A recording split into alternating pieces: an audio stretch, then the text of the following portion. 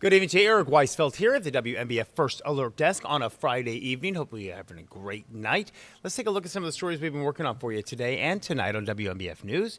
We are hearing from Horry County's top prosecutor after SLED officially launched an investigation into, quote, continued questions in the 2023 death of Scott Spivey.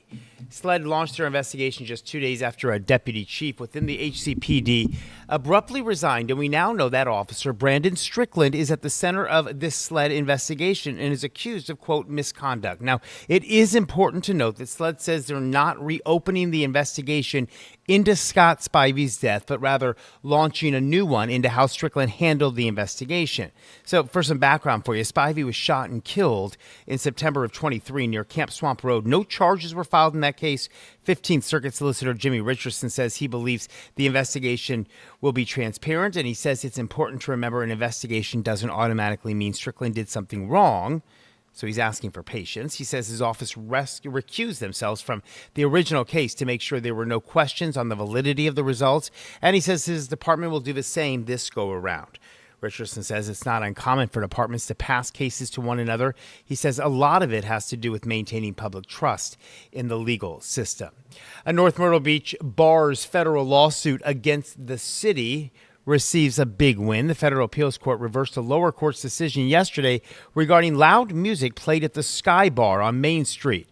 The court says part of the city's ordinance banning loud music containing vulgar language is unconstitutional. Nearly 2 years ago, a judge sided with the city when it came to the bar loudly playing vulgar and profane music at certain times. The bar owner appealed the vulgar aspect of the ruling. The city provided a statement which says it acknowledges the court's decision and will take time to review its next steps.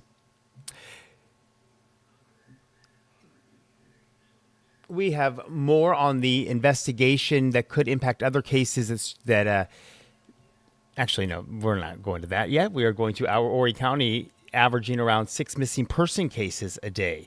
And a new nonprofit in Horry County is working to change that. Horry County Search and Rescue, that new nonprofit helping police find missing people. So handlers actively work with dogs to locate those lost. Well, the team has been actively training together for 4 months. Klein has already found 3 missing people in his career, including a woman with Alzheimer's and minors. Some volunteers are either retired or active first responders. Horry County Search and Rescue hopes to be fully operational by the end of May. And until then, those handlers are going to work every day with their dogs to make sure that in the future they can make a broken family whole again. All right, so do not forget that thousands of people will be celebrating St. Patrick's Day in North Myrtle Beach. Tomorrow, the city's parade will feature more than 100 groups on Main Street. There's going to be a lot of vendors, a kids area, contests. That parade kicks off at 9 o'clock. The festival begins at 11 o'clock tomorrow morning, and WNBF News will definitely be there. A lot of our on-air talent will be in that parade, so we would love for you to come out and say hello to us.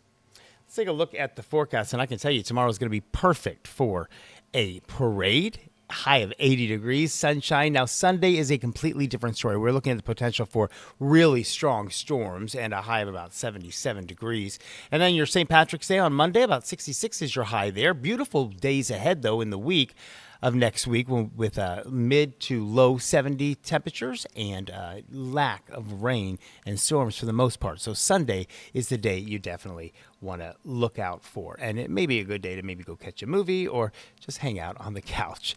We hope you will join us tonight for WNBF News at 11 o'clock. We will have the latest top stories for you and also the latest on your first alert forecast, including this weekend with the potential for storms on Sunday.